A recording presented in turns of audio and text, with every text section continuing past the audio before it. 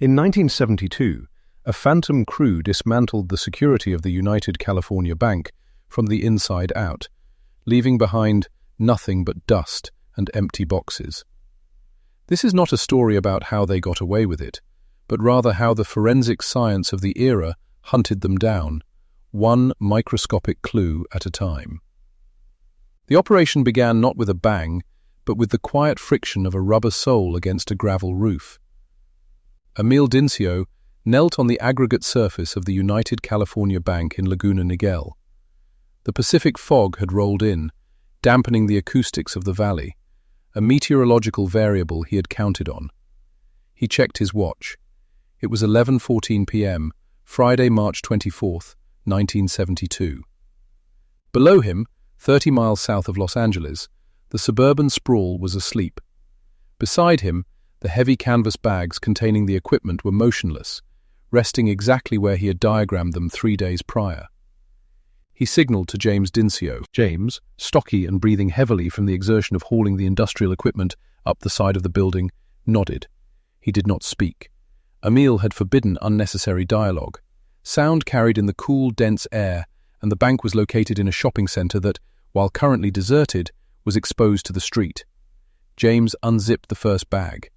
Inside lay the components of a core drill, a heavy-duty electric motor, and several diamond-tipped bits. These were not hardware store items. They were construction-grade tools designed to bore through freeway pilings. Emil watched James's hands. They were steady. The younger Dincio began assembling the rig, locking the base plate into position. Emil turned his attention to the ventilation housing. He knew the blueprints of this vault better than the architect who designed it. The United California Bank branch was a fortress built to withstand the Cold War. The vault walls were 18 inches thick. The door was a 12-ton slab of steel produced by the Mosler Safe Company. But Emil was not interested in the door, nor the walls. He was interested in the roof. The ceiling of the vault was constructed of reinforced concrete, 20 inches thick, laced with a grid of rebar. It was formidable, but it was static. It did not move. It did not think. And unlike the door, it was not monitored by the primary contact sensors. James tightened the final bolt on the drill press. He looked at Emil for the go-ahead. Emil raised a hand, pausing. He scanned the perimeter of the roof one last time. A patrol car rolled silently down the Pacific Coast Highway, a mile away. Its taillights faded. Emil dropped his hand. James triggered the drill. The sound was a low, grinding hum, surprisingly contained. The diamond teeth bit into the tar and gravel, then hit the concrete substrate. Dust began to rise, swirling in the beams of their muffled flashlights. This was the beginning of a 12-hour war of attrition against physics. The plan was not to drill a single large hole. That would take heavy machinery they couldn't carry. Instead, the strategy was geometric. James began drilling a series of smaller holes in a tight circle, creating a perforation pattern. Once the perimeter was weakened, the center plug could be removed. 1 hour passed, then 2. At 1:30 a.m., the drill shrieked. James killed the power instantly.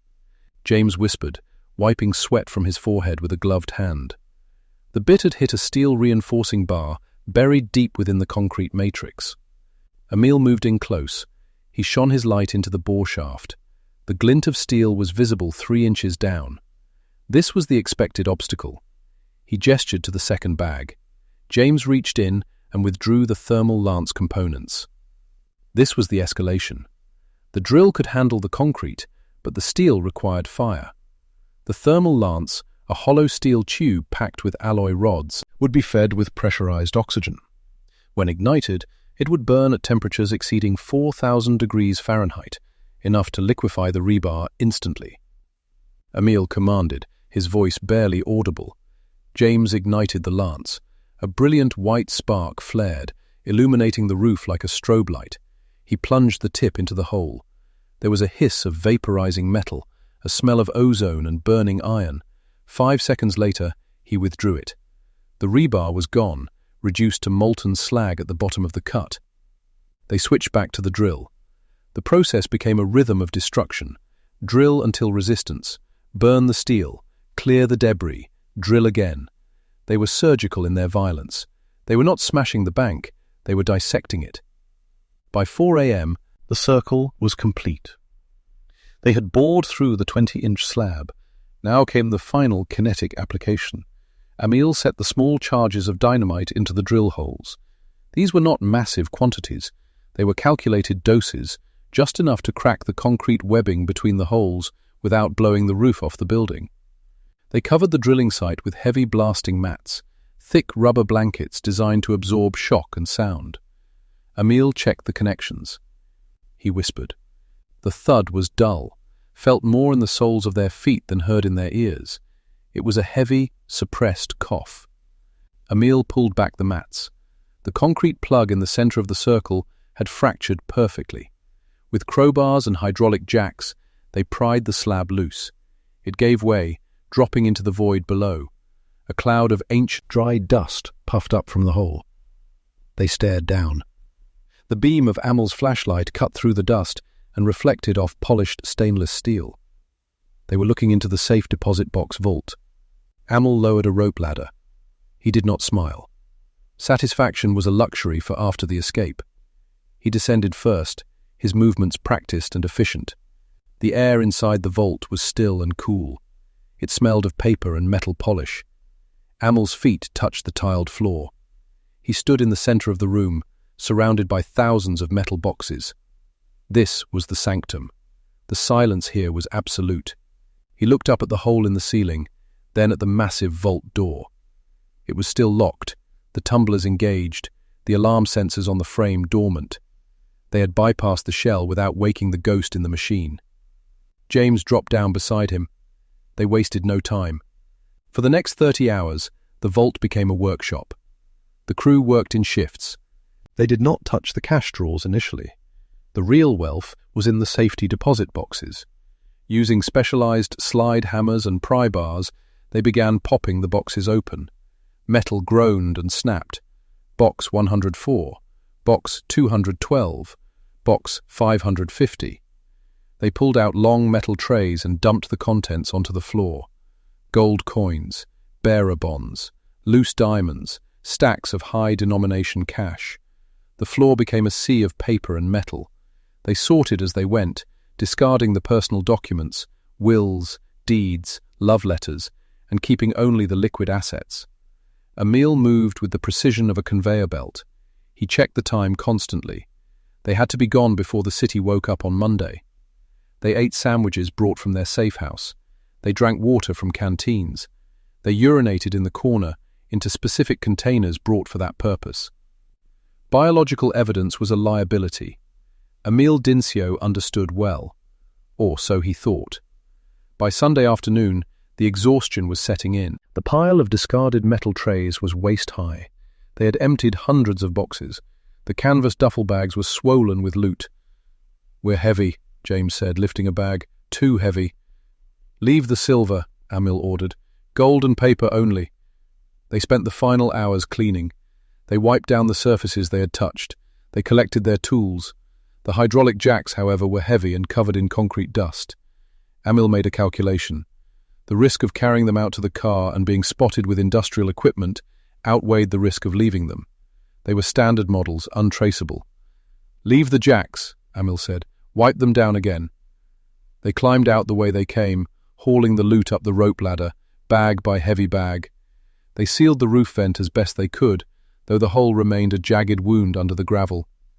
By 4 a.m., Monday, March 27th, the roof was empty. The fog had returned. The only evidence of their presence was the hole, the abandoned jacks, and a vault floor buried in debris. Monday morning, 8:15 a.m., Charles Miller, the branch manager of the United California Bank, parked his sedan in his reserved spot.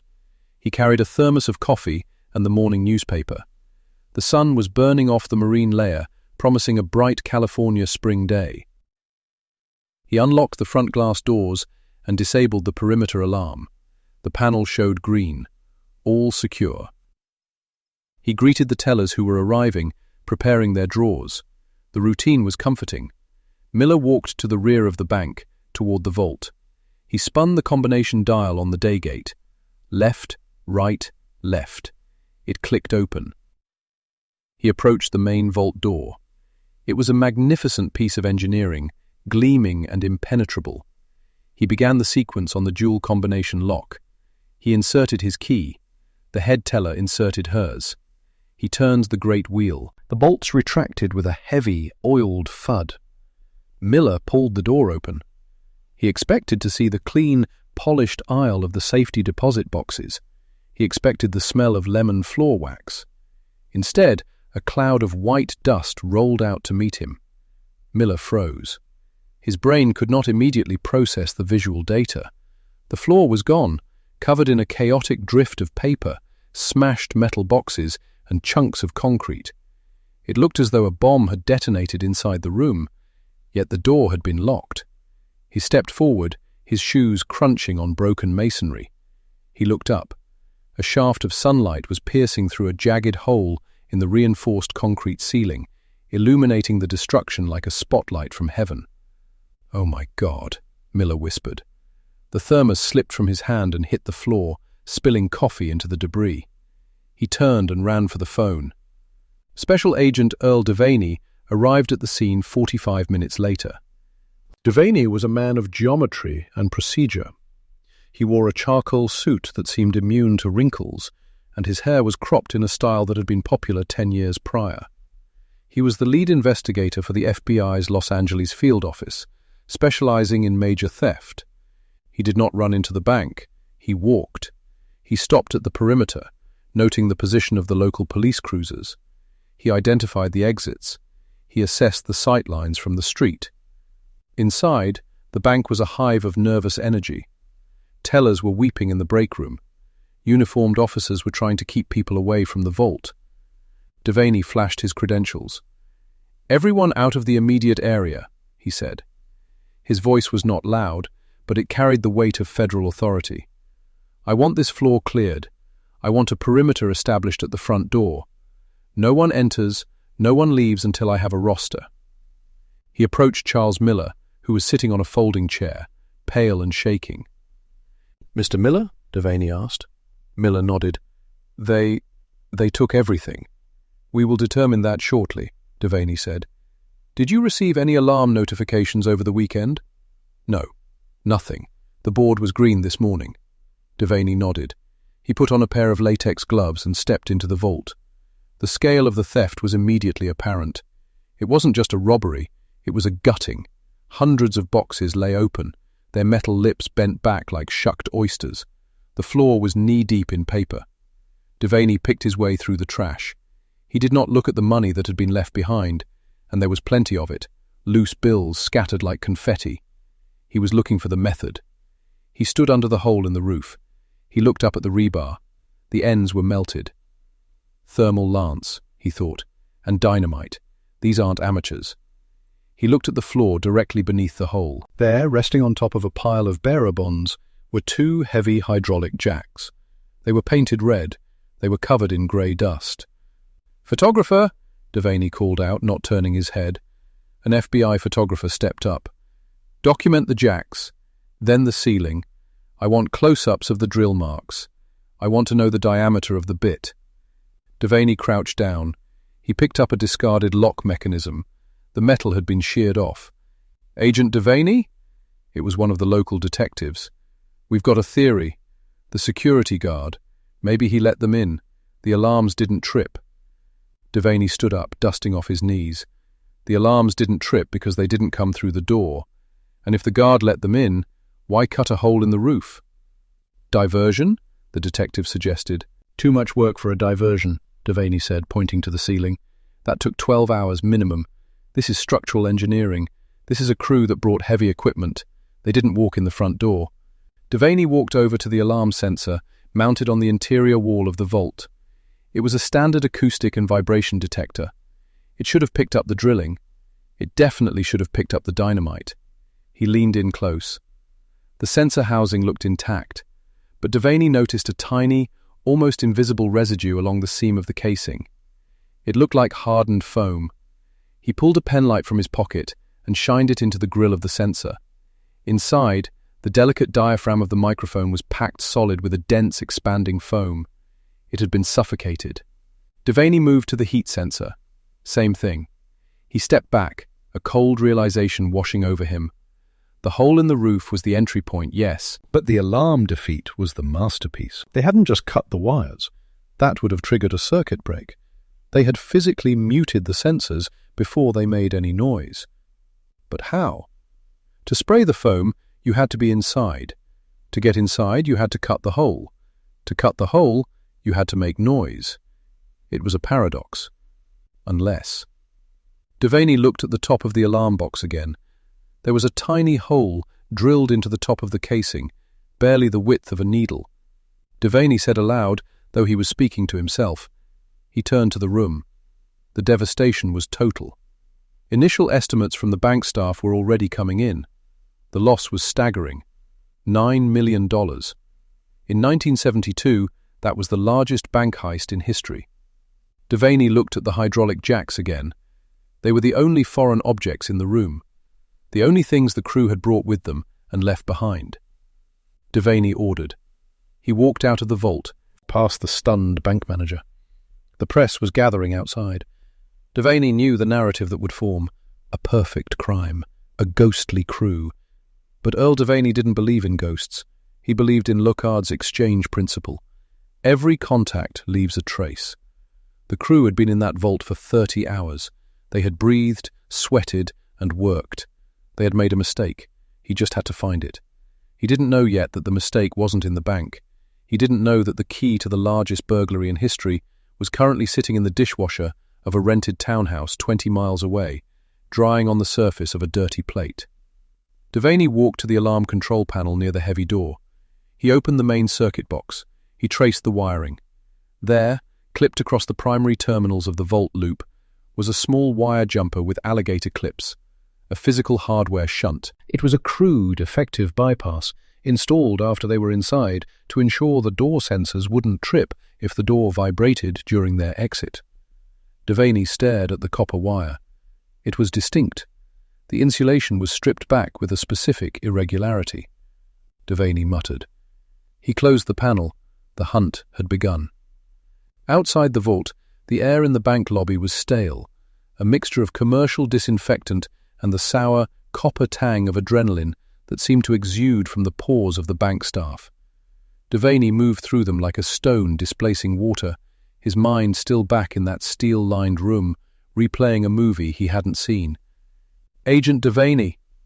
It was a young field agent, Miller, looking too crisp in a suit that hadn't yet conformed to the slump of a federal career.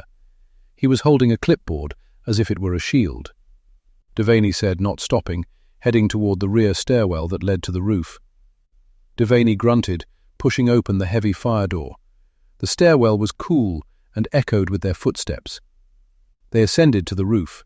The California sun was blinding after the subterranean gloom of the vault, bleaching the tar paper surface white. Devaney squinted, putting on his sunglasses. The wind whipped at his tie. Miller pointed. It was a masterpiece of destruction. A hole, roughly 2 feet by 2 feet, had been blasted through the reinforced concrete roof. But it wasn't the jagged, chaotic maw of an amateur smash and grab. It was surgical. Devaney knelt by the edge of the breach. He ran a gloved finger along the rim. "Look at this scarring," he murmured. "They used dynamite, but they blanketed the charge. Sound suppression. They probably used sandbags or mattresses to absorb the concussive wave, directing the force downward." He peered into the abyss. Below, through the layers of rebar and concrete, lay the interior of the vault. "They dropped in like spiders," Devaney said. "But look at the rebar." He pointed to the thick steel rods that reinforced the concrete. They hadn't been blown apart. They had been cut. The ends were fused, melted into smooth, bulbous knobs. Miller asked. Devaney corrected. Devaney stood up and walked to the edge of the roof, looking out over the sleepy bustle of Laguna Niguel. He turned back to the young agent. Devaney explained, his patience thinning. As Miller hurried back down the stairs, Devaney remained on the roof. He lit a cigarette, cupping his hand against the wind. The smoke drifted away, insignificant against the blue sky. He felt a grudging respect for the men who had done this. They were professionals. They understood structural engineering, electronics, and demolitions. This wasn't a gang, it was a paramilitary unit. But professionals were creatures of habit, and habits were the enemy of secrecy. 20 miles north, the air was considerably less sterile. The rented townhouse in the quiet, upscale planned community was a wreck. It smelled of stale beer, old pizza, and the frantic, musky sweat of 5 men who had just moved more physical currency than most banks held in a decade. Harry leaned back against the kitchen counter, his face grey with exhaustion. He watched the others. They were high on the success, vibrating with it, but the crash was coming. "We need to move," Harry said. His voice was raspy. The concrete dust from the vault still felt like it was coating his throat. "The flight is in 3 hours. We have to wipe this place." Emil, the de facto leader, was at the dining table. It was covered not with food, but with stacks of cash, bearer bonds and jewelry. The haul was obscene. They had expected a good score, maybe $1 million, maybe $2 million. But the rumors about the United California Bank had been understated. There were safety deposit boxes in that vault, belonging to people who didn't want the IRS to know they existed. Nixon's friends, the mob, people who kept liquid assets in the dark. Harry snapped. Emil looked up, his eyes bloodshot but sharp. Harry said. Emil waved a hand. Harry muttered. He grabbed a trash bag and started sweeping debris off the counters, fast food wrappers, empty packs of Marlboros, newspapers.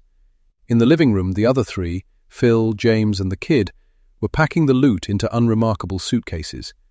They wrapped the stacks of bills in their dirty clothes. It was a strange juxtaposition. Hundreds of thousands of dollars stuffed inside stained undershirts and denim. Harry called out. Silence. Harry walked over to the appliance. The door was unlatched. He pulled it open.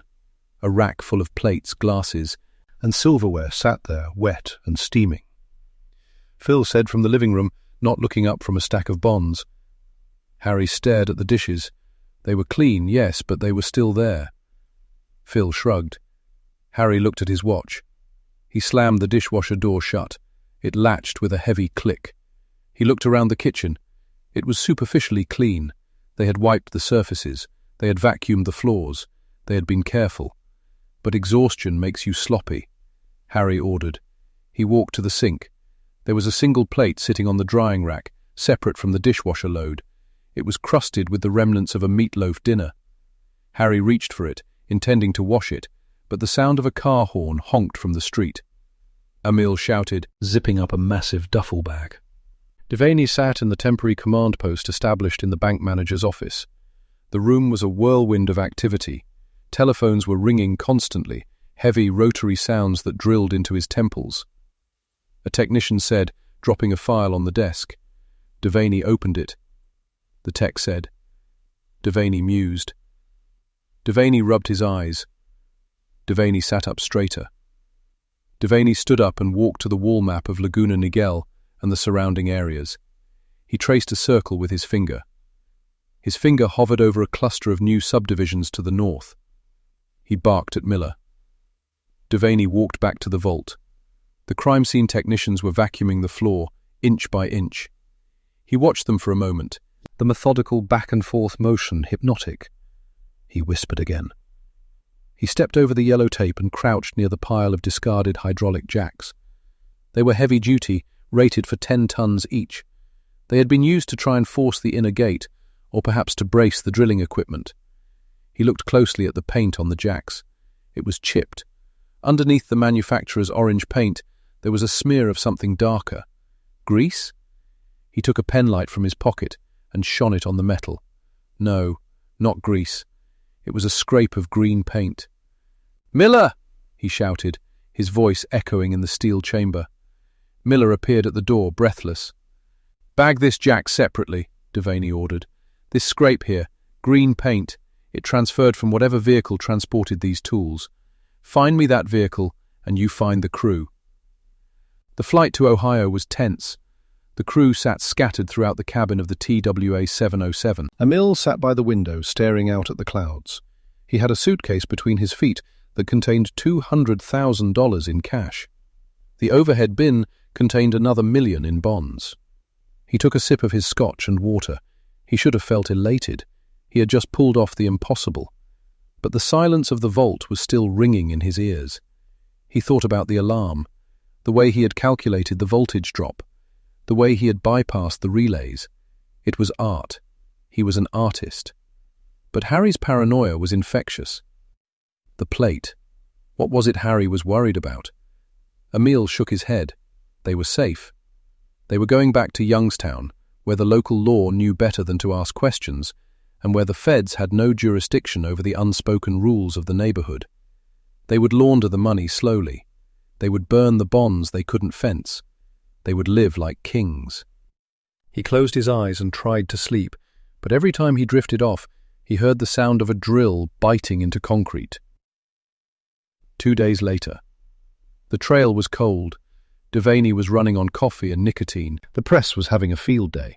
The phantom burglars, the super thieves. The headlines mocked the FBI's inability to produce a suspect.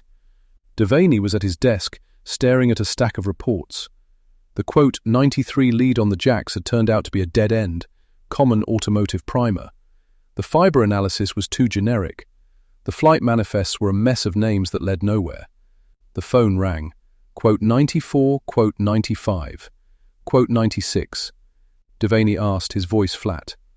Quote 97, quote 98, quote 99, quote 100, quote 101, quote 102, quote 103. Devaney felt a prickle on the back of his neck. $500 was a fortune for a cleaning lady. It was hush money, or guilt money, or just I don't care money. Did the cleaning crew touch anything? Devaney asked, gripping the receiver. They cleaned the living room.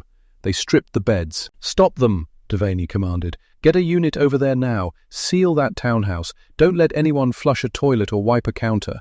I'm on my way. The townhouse at the Expressions complex looked innocent enough. Beige stucco, manicured lawn, a 2-car garage. It was the epitome of suburban anonymity. Devaney pulled up to the curb, his tires screeching slightly. 2 sheriff's cruisers were already there. He flashed his badge and ducked under the police tape. The air inside the house was cool. The air conditioning was still running. He walked into the living room. It was clean. Too clean. The vacuum tracks were fresh. Devaney hissed. A deputy said. Devaney walked into the kitchen. The counters were gleaming. The sink was empty. The table where the money had been left was bare. Devaney closed his eyes. It was slipping away. Every hour that passed, the evidence was being erased by the mundane machinery of the world. He looked around the kitchen. He opened the refrigerator. Empty, except for a box of baking soda. He opened the pantry. Empty. He turned to the dishwasher. He asked the deputy. Devaney reached for the handle. He felt a strange resistance, a hesitation in his own hand. This was it. It had to be. He pulled the door down. The rack was full. Plates, bowls, glasses. They looked clean. Devaney pulled the bottom rack out. He peered closely at the plates. There was a film on them, a dried, chalky residue. Devaney said, his heart sinking. He stared at the white porcelain. It was a dead end. Just another clean surface in a world full of them. But then he leaned closer. He tilted his head, catching the light from the window. On the back of the 3rd plate in the row, tucked against the tines of the rack, there was a smudge. It was faint, brownish. He pulled a pair of tweezers from his pocket and gently, ever so gently, lifted the plate. It wasn't a smudge on the plate. It was a dried piece of food, a crust of potato, that had been stuck to the plate before it went in. The water jets hadn't dislodged it because of the way the plate was stacked, nested too closely to the one behind it, and pressed into that dried crust, preserved by the heat of the drying cycle like a fossil in amber, was the ridged detail of a fingerprint. Devaney let out a breath he didn't know he was holding. "Get the dusting kit," he whispered, "and get the camera. I want macro shots of this plate before we even breathe on it." "Is that a print, sir?" the deputy asked, peering over his shoulder. "That," Devaney said, a grim smile touching his lips, "is a return address."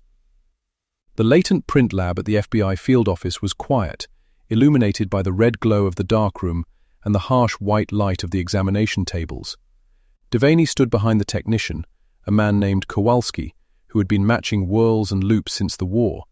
Kowalski had the macro photograph of the potato print under a magnifier. Beside it, he had a reference card from the national database. "It's a partial," Kowalski mumbled, chewing on the end of a matchstick. "Heat distortion is a problem. The ridges are slightly expanded." "Can you match it?" Devaney asked.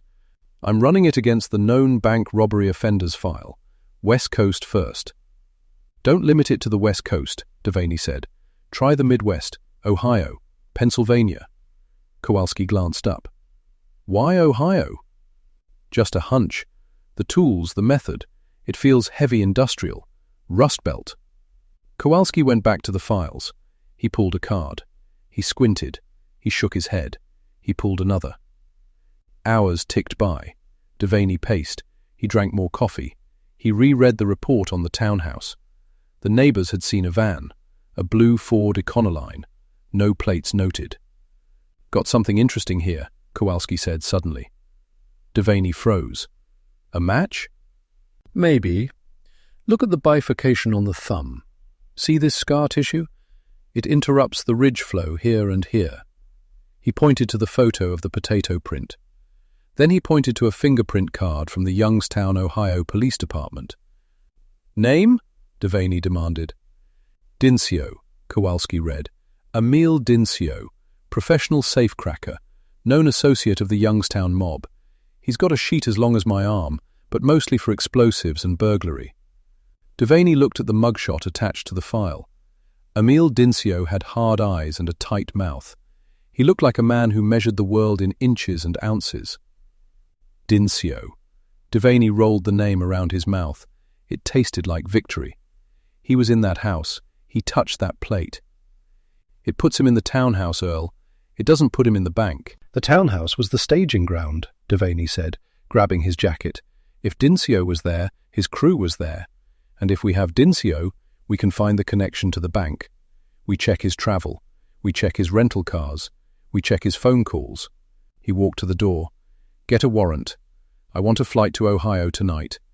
And tell the U.S. attorney to get ready. We're going hunting." The capture wasn't going to be a shootout. Devaney knew that men like Dincio didn't go out in a blaze of glory. They went out in a blaze of litigation. They were businessmen of crime. The investigation shifted gears.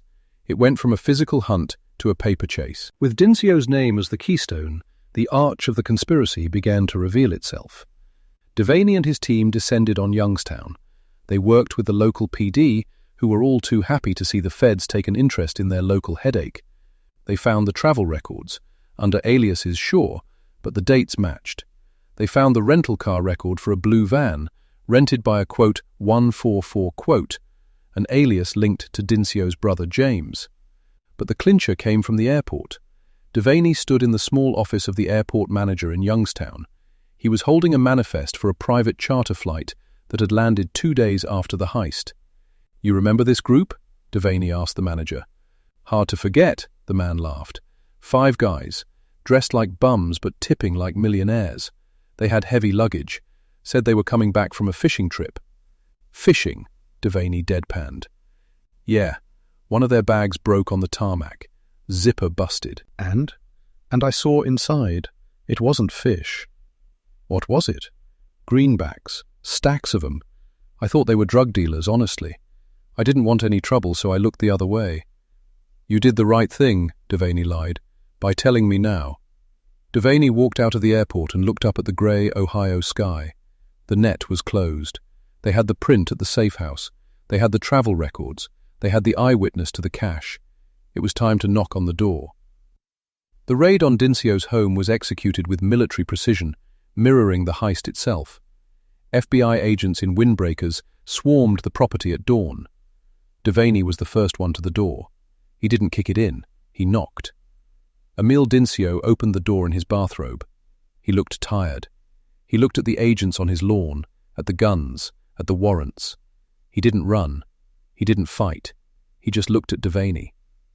"Agent Devaney, I presume," Dincio said, his voice calm. "Mr. Dincio, we need to talk about a plate you left in California." Dinsio's eyes narrowed slightly. A flicker of confusion crossed his face. Devaney said softly.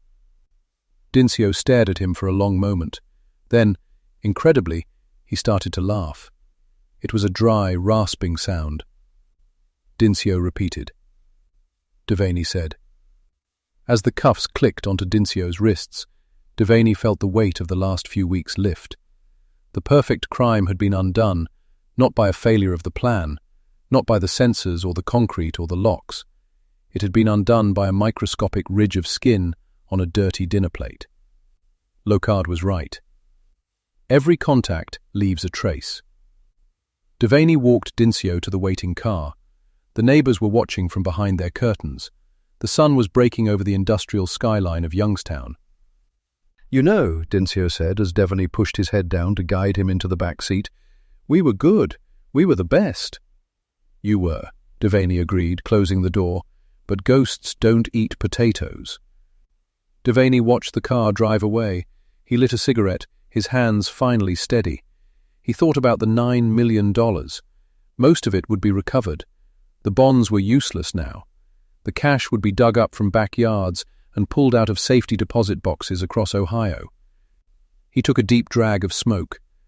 The job was done. But as he stood there, he couldn't help but marvel at the thin line between success and failure. A millimeter of dirt, a second of laziness. He dropped the cigarette and crushed it under his heel. Quote, 169, he said to the young agent waiting by the car. Quote, 170. Miller frowned. One Devaney smiled. The car pulled away, leaving the empty street behind. The perfect crime was over. The legend, however, was just beginning. And in the archives of the FBI, a photograph of a dirty plate would sit forever, a testament to the fact that no matter how smart you are, no matter how deep you drill, eventually you have to come up for air. And when you do, you leave a part of yourself behind. Devaney looked out the window at the passing telephone poles, counting them like seconds ticking away on a clock. The world was full of alarms, sensors, and locks. But the real security system, the one that never failed, was human nature. It was the only thing you could count on to eventually break. He closed his eyes and finally, for the first time in weeks, he slept. The courtroom was packed. The prosecution's case was a mountain of circumstantial evidence cemented together by that single, irrefutable fingerprint. Dincio sat at the defense table, impeccable in a suit paid for with money that technically didn't exist. He watched Devaney on the stand. The defense attorney paced. Devaney said, leaning into the microphone. Devaney looked directly at Dincio. Devaney said. The jury listened. They looked at the blown-up photo of the plate. They looked at the charts of the vault. They looked at the burning bars and the dynamite. In the end, it didn't take them long. When the verdict was read, guilty on all counts, Dincio didn't flinch. He nodded to his lawyer. He looked back at Devaney one last time. There was no hatred in his eyes, just a professional acknowledgement. Game over. Devaney walked out of the courthouse into the bright California sun. The press was waiting, a sea of microphones and cameras. Devaney stopped. He adjusted his sunglasses. He said simply. He pushed through the crowd, ignoring the follow-up questions. He didn't want to explain the plate. He didn't want to explain the luck. He wanted to keep the myth alive that the FBI saw everything, knew everything. But deep down, he knew the truth. They had gotten lucky. And somewhere, in another city, in another vault, another crew was already planning the next one. They would study this case. They would learn. They would wear gloves when they did the dishes. The game never ended. The players just changed. Devaney got into his car and turned the key. The engine roared to life. He checked his mirrors. He checked his blind spot. Every contact leaves a trace. He pulled into traffic, just another car in the endless stream, heading towards the next crime scene, the next puzzle, the next flaw in the perfect design. The radio crackled to life. Devaney smiled. He reached for the microphone. He said. The hunt continued. Special Agent Earl Devaney placed the red grease pencil against the wall-mounted map of Orange County and drew a hard, perfect circle around the intersection of Laguna Niguel and the Pacific Coast Highway. The wax tip crumbled slightly under the pressure, leaving a small heap of red dust on the floor molding. Devaney said. He didn't turn around to address the room of field agents. He kept his eyes on the topography. They didn't drive that equipment in from Ohio in a single run, and they didn't sleep in the bank. They had a nest. They had a staging ground, and given the weight of the acetylene tanks and the hydraulic jacks we found on the roof, they didn't carry it far. He turned. The room was quiet, filled with the smoke of a dozen cigarettes and the smell of stale coffee. The initial shock of the United California bank heist had worn off, replaced by the grim administrative weight of the investigation.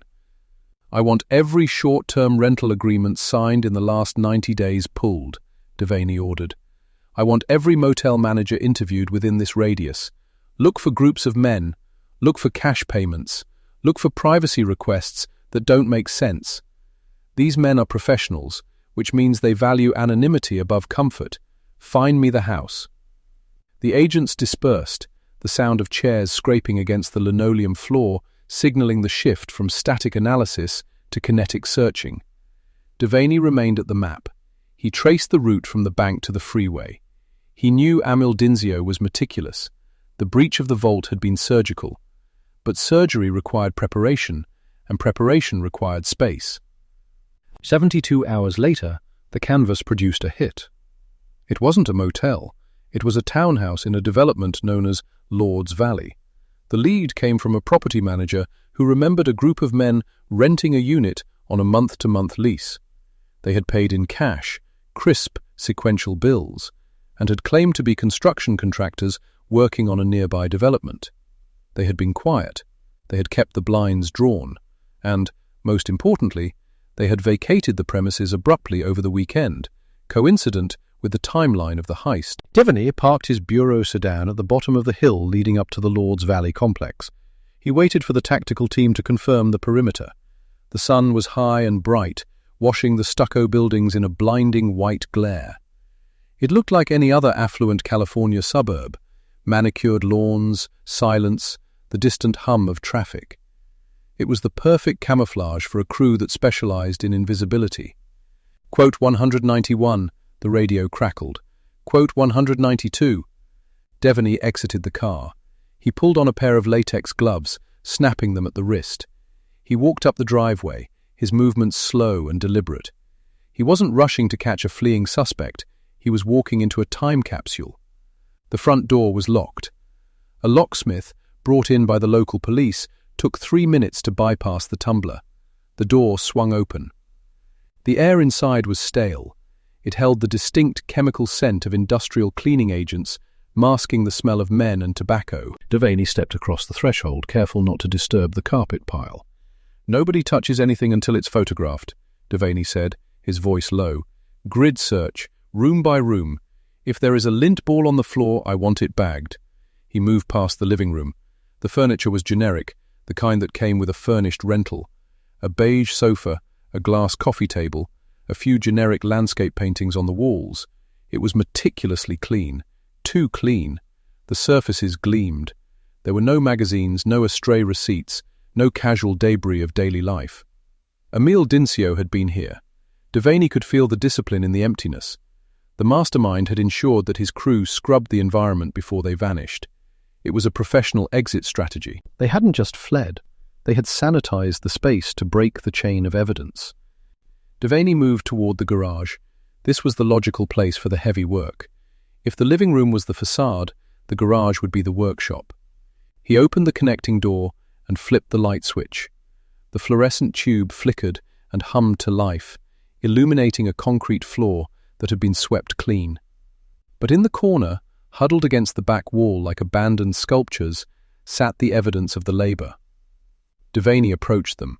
3 heavy-duty hydraulic jacks. They were painted a dull industrial orange, chipped and scarred from use. These were not the kind of jacks a homeowner used to change a tire on a station wagon. These were monsters, capable of lifting tons of reinforced concrete. He knelt, examining the base of the nearest jack. There was a smear of grey dust on the hydraulic piston. Concrete dust. Devaney called out, not looking back. He stood up, looking around the garage. James Dincio. That had to be the brother, the one who handled the heavy metal. Devaney could imagine the scene. James testing the equipment, checking the pressure seals, ensuring the tools wouldn't fail when they were suspended over the vault. The jacks were heavy, difficult to transport. Leaving them behind was a calculated risk. They were too bulky to fly with, too suspicious to drive with across state lines after a major robbery. Emil had made a trade-off. He traded the cost of the equipment for speed of escape. He assumed the jacks couldn't be traced back to them, or that by the time the FBI found the purchase records, the crew would be ghosts. Devaney took a mental note. The jacks were the first solid link. They anchored the crime to this physical space. Now he needed to anchor the men to the space. He left the garage and returned to the living quarters. The forensic team was already at work, their camera flashes popping in the dim hallway like lightning storms. They were dusting the door frames, the window sills, the telephone handset. 19.7, one of the technicians said. 19.8. Non-99, Devaney said. 200. He walked into the master bedroom. The bed was stripped. The mattress was bare. The closet was empty. Devaney opened the closet door and looked at the floor. He saw the faint indentations in the carpet where suitcases had stood for weeks. He knelt and pulled a small flashlight from his pocket, shining the beam parallel to the floor. Hair. Microscopic fibers. Devaney ordered. He moved on. The bathroom. The sink was dry. The mirror was spotless. There was no soap in the dish.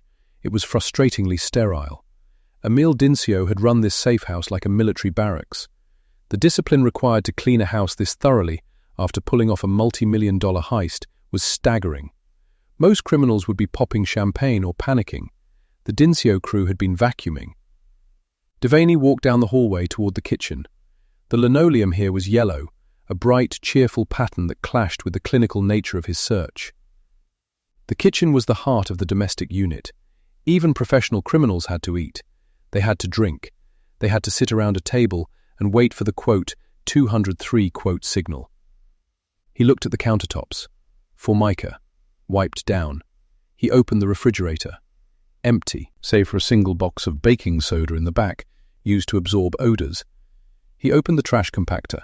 Empty. A fresh bag had been installed. Devaney leaned against the counter, feeling a headache pressing behind his eyes. He needed a mistake. He needed a moment of laziness. He needed James Dincio to have forgotten something, or for Emil to have been too focused on the explosives to check the housekeeping. He looked at the stove. The burners were clean. He looked at the cabinets. He opened them one by one. Empty, empty, empty. Then his eyes fell on the dishwasher. It was a standard under-counter unit, white enamel front. It looked closed, secure. It blended into the cabinetry. Devaney stared at it. In a normal exit, you wash the dishes, you put them away, or you leave them in the sink if you're in a hurry. But if you're cleaning up to hide your presence, you run the machine. He reached out. His gloved hand gripped the latch. The latch clicked. The door felt heavy as he pulled it down. The hinges squeaked, a sound that seemed deafening in the quiet house. He pulled the door all the way open. He slid the bottom rack out. It rattled. The rack was mostly empty. The vertical tines stood up like rows of dead corn. But in the back right corner, tucked away as if it were hiding, was a single object. A white dinner plate. Devaney froze. He didn't breathe. He leaned in closer, careful not to touch the ceramic. The plate had been run through a cycle. It looked clean. To the naked eye, it was just a white dish. But Devaney knew how dishwashers worked. Sometimes, if the water wasn't hot enough, or if the detergent didn't dissolve perfectly, or if the plate was nested too closely to another, he pulled his flashlight out again. He clicked it on. He held the beam at an oblique angle, raking the light across the surface of the plate. The light caught a texture. There, on the rim of the plate, was a faint, ghostly residue, a smudge. It wasn't food. It was a potato print, a grease mark that had been baked onto the ceramic by the heat of the drying cycle, but hadn't been washed away by the water. And inside that smudge, trapped in the microscopic topography of the grease, was a pattern, ridges, whorls, loops, a latent fingerprint. It was faint. It was damaged by the heat, but it was there. Someone had loaded this dishwasher. Someone had held this plate with a thumb pressing against the rim, and in the rush to leave, in the obsession with wiping down the counters and the doorknobs, they had forgotten to check inside the machine. They had assumed the machine would destroy the evidence. They were wrong. Devaney stared at the print. It was the only organic curve in a house of straight lines and wiped surfaces. It was a signature. "Photographer," Devaney said. His voice was barely a whisper, but it carried the weight of a gavel strike. The technician appeared in the doorway. "Sir?" Devaney didn't look up. He kept his light trained on the plate, afraid that if he looked away, the evidence might evaporate. Devaney said. He straightened up, his heart rate finally slowing into a steady, predatory rhythm. The clinical mask slipped for a fraction of a second, replaced by the grim satisfaction of the hunter. The safe house was a fortress of silence. But the dishwasher had spoken. Devaney stepped back, allowing the forensic team to swarm the appliance. He walked to the kitchen window and looked out at the sunny street of Lord's Valley. Somewhere, Emile Dincio was counting his money. Somewhere, James Dincio was cleaning his tools. They thought they were safe. They thought they were invisible. Devaney adjusted his tie. He watched a bird land on the manicured lawn. "We have you," he whispered to the glass. The hunt was no longer about geography. It was no longer about radius maps. It was about biology, and biology never lied. The technician, a young man named Corby, with calm hands and eyes that had seen too much carnage for his age, moved with the reverence of a priest handling the Eucharist. He didn't just walk, he glided across the linoleum, a specialized evidence crate held open by his partner. They didn't speak. In this trade, breath was a contaminant. They treated the air around the dishwasher as if it was solid, a fragile lattice that could shatter with a sudden movement. Devaney watched them work, his own breathing shallow. He knew the statistics.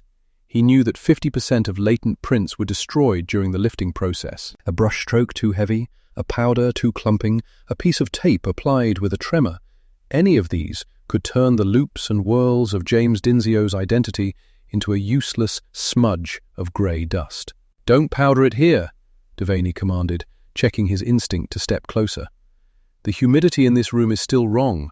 The heat from the drying cycle might have made the oils brittle. If you hit it with brush fibers now, you might scour it right off the ceramic." Corby nodded, his face behind the visor a mask of concentration. "We're taking the whole rack, sir. We're not even going to touch the plate until we have it in the chamber." They worked the bottom rack of the dishwasher free. It rattled, a jarring domestic sound that seemed out of place in a crime scene. A spoon clattered against a saucer. Devaney winced, his hands clenching into fists at his sides. But the rack held. They lifted the entire wire basket, heavy with the weight of the ceramic dinner service, and lowered it gently into the waiting crate. The foam inserts groaned as they accepted the burden. When the lid clicked shut, the sound was final, a seal on a tomb. "Get it to the lab," Devaney said. "Police escort, no sirens. I don't want you weaving through traffic. I want a steady, flat ride. If that plate slides and hits the side of the box, we lose them." "Understood," Corby said. He lifted the crate, signaling to his partner. They bypassed the chaotic swirl of the living room, where other agents were still tearing up the carpet and dusting the windowsills, and marched straight for the front door. Devaney remained in the kitchen for a moment longer. He looked back at the dishwasher. It was a gaping maw now, dark and empty. It was a mundane appliance, a Kenmore or a GE, built to strip away the filth of daily life.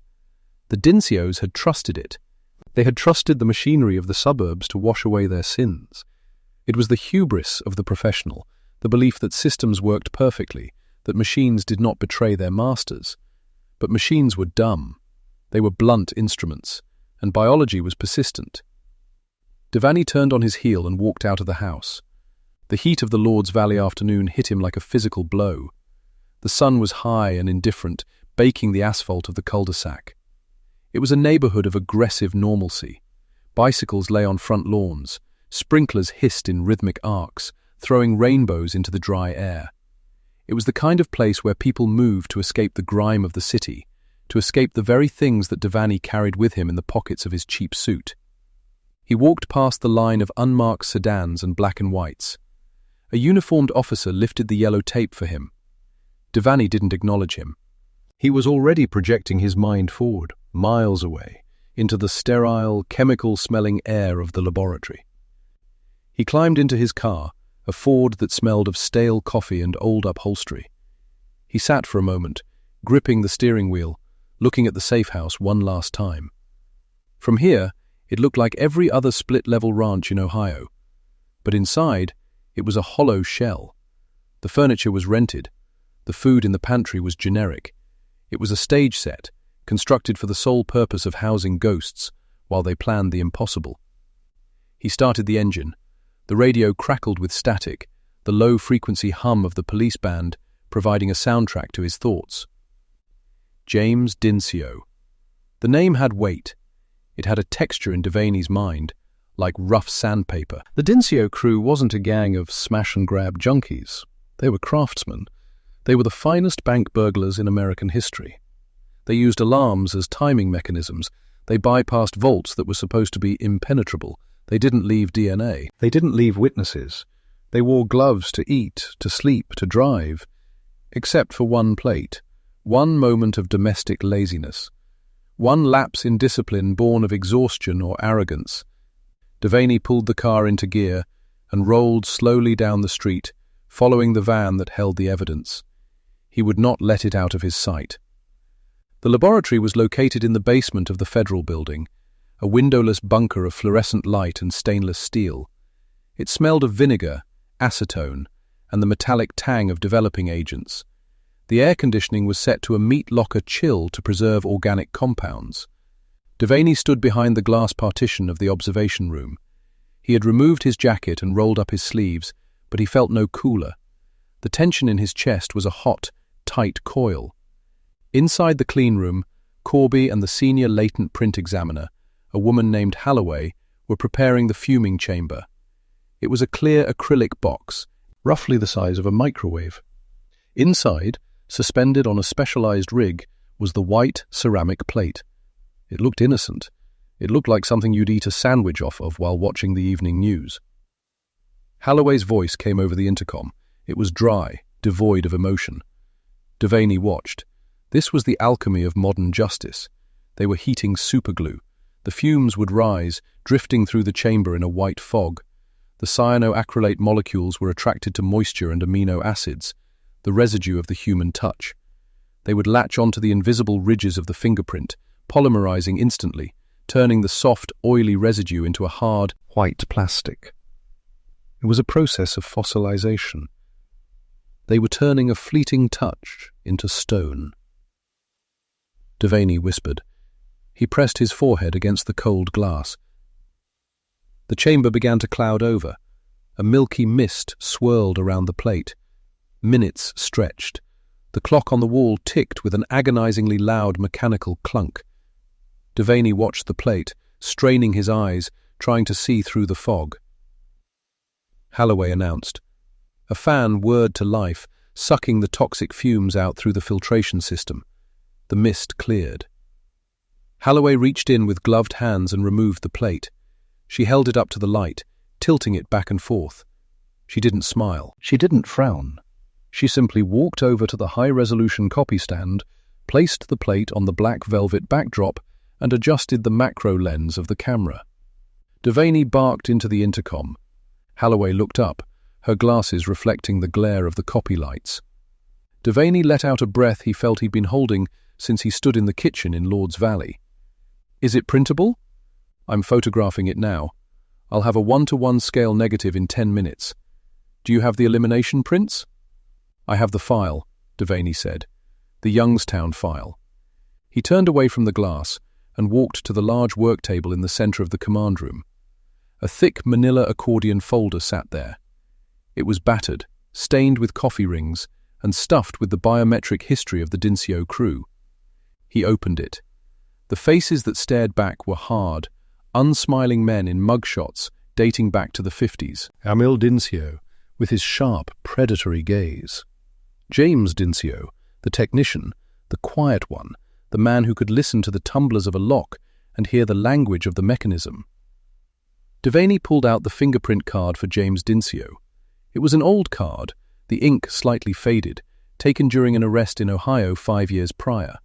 10 fingers, rolled black on white. The chaotic geography of a man's identity. He laid the card on the table and waited. 10 minutes later, the door to the clean room hissed open. Halloway walked out, holding a large, glossy 8x10 photograph, still damp from the developer. She placed it on the table next to James Dincio's card. The photo showed the rim of the white plate. Stark against the black background, the fingerprint stood out in brilliant white contrast, the superglue having done its work. It was a thumbprint, large, bulbous, with a distinct scarring pattern running transversely across the ridges. Devaney leaned in. He pulled a magnifying loupe from his pocket. The room fell silent. Even Corby stopped moving in the background. Devaney brought the glass to his eye. The world narrowed down to a circle of magnification. He looked at the photo. He traced the ridges. He saw a bifurcation, a ridge splitting into two. He moved his eye to the reference card, to the right thumb of James Dincio. He found the same bifurcation. He went back to the photo. He counted 3 ridges down. An island, a single dot of a ridge standing alone. He moved to the card. 3 ridges down. The island was there. He felt a shiver run down his spine, a primal electrical charge that had nothing to do with the air conditioning. It was the feeling of the lock clicking open.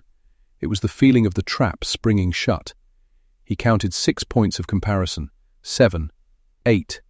The scarring pattern, that was the clincher. A jagged line where the skin had been cut years ago, perhaps by a slip of a screwdriver or a jagged piece of metal during a safe crack. The scar cut through the whorls in the exact same trajectory on both the plate and the card. Devaney stood up straight. He tossed the loupe onto the table. It clattered loudly. "It's him," Devaney said. His voice was steady, but there was a vibration in it, a resonance of absolute certainty. "James Dincio. He was in the house." Halloway nodded, pulling a red marker from her pocket to begin formally marking the points of identification. "I'll write up the report. But visually, it's a match." Devaney walked over to the whiteboard on the far wall. It was covered in a spiderweb of theories, timelines, and question marks. In the center, written in black erasable ink, was the phrase, "Unsubs, the bank crew." Devaney erased the word "unsubs." In its place, he wrote, "James Dincio." Then, underneath it, he wrote, "Amil Dincio." "If James is washing dishes," Devaney said to the room, "Amil is cooking the dinner. They don't operate apart. Where one goes, the other follows. We have the brother, we have the crew." He turned to the team. The fatigue that had been clinging to him for weeks, the exhaustion of chasing shadows and dead ends, evaporated. He was energized, fueled by the clarity of the target. "Get the warrant," Devaney ordered. "I want a nationwide APB, but keep it quiet. Level 5 clearance only. I don't want this leaking to the press. If they know we made the house, they'll go to ground. We need them to think they're still ghosts. We need them to think that plate is just another clean dish in a clean house." He picked up the phone. It was heavy in his hand, a black plastic weapon. "Get me the assistant director," he told the operator. "Tell him we have a name. Tell him the United California Bank investigation just got a heartbeat." The sun had set by the time Devaney left the federal building, but the heat of the day lingered, radiating up from the pavement. The city was winding down, lights flickering on in office towers, the rush-hour traffic thinning into the steady stream of the night shift. Devaney didn't go home. He couldn't. The energy was too high. Instead, he drove back toward the safe house. He needed to see it again. He needed to recontextualize the space now that he knew the names of the men who had lived there. Before, it had been a mystery. Now, it was a biography. He parked down the street, sitting in the dark car. The forensic team had left. The house was sealed, tape stretched across the door, a patrol car sitting silently in the driveway to guard the scene. Devaney stared at the dark windows. He imagined James Dincio inside. He imagined the man's meticulous nature. James was the tool man. He made his own lockpicks, his own burn bars. He was a man who understood the physics of metal, and the chemistry of thermal lances. He was a perfectionist. And yet, he had been undone by a potato. It was almost poetic. The organic chaos of food, the simple biological necessity of eating, had breached the fortress of their discipline. They could defeat the most sophisticated alarm systems in the world, they could bypass concrete-reinforced steel, but they couldn't defeat the grease on a dinner plate. Devaney lit a cigarette, the flame flaring briefly in the dark cab of the car. He inhaled deeply, the smoke mingling with the cool night air. He thought about the map. They had fled Ohio, that was certain. The house had been scrubbed days ago. They were likely already in California or en route. They would be moving their tools, their explosives, their crew. They would be driving. The Dincios didn't fly when they were working. Too many eyes, too many metal detectors. They would be in a station wagon or a van, moving across the interstate system, blending in with the families on vacation and the salesmen on the road. Devaney closed his eyes and summoned the map of the United States in his mind. Interstate 80, Interstate 70. The long grey ribbons of asphalt connecting the Rust Belt to the coast. Somewhere on that concrete river, James Dincio was driving. He was checking his mirrors.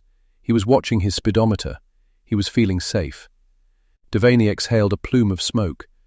"Enjoy the drive, Jimmy," he whispered into the darkness, "because the toll booth is coming up." He reached for the radio handset under the dashboard. It was time to coordinate with the West Coast. It was time to wake up the FBI field office in Los Angeles. The geography of the crime had shifted. The safe house in Ohio was just the launching pad. The missile was already in the air, headed for Laguna Niguel. "Dispatch, this is Devaney," he said. "Go ahead, Devaney. "Patch me through to the SAC in Los Angeles. Priority 1. "Copy that. Holding." While he waited for the connection, Devaney watched a stray cat slink across the lawn of the safe house. It stopped at the porch, sniffing the air, sensing that the humans who had fed it were gone. It lingered for a moment, then turned and vanished into the hedges. The line clicked and hissed. "Los Angeles Field Office, Special Agent Reynolds speaking." "Reynolds, it's Devaney in Ohio." "Devaney? It's 3 a.m. here. This better be good." "It's better than good, Bob. We found the launch site, and we have a pilot."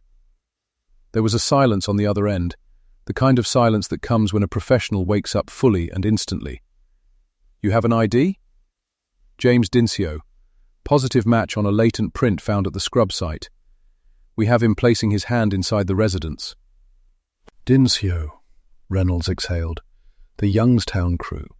We heard rumblings they were mobile, but we didn't think they'd come this far west. They're heavy hitters, Devaney. If they're in my backyard, they're hitting something big."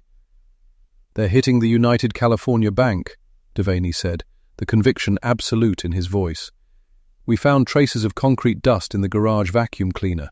Not domestic dust, bank vault dust, aggregate and rebar filings.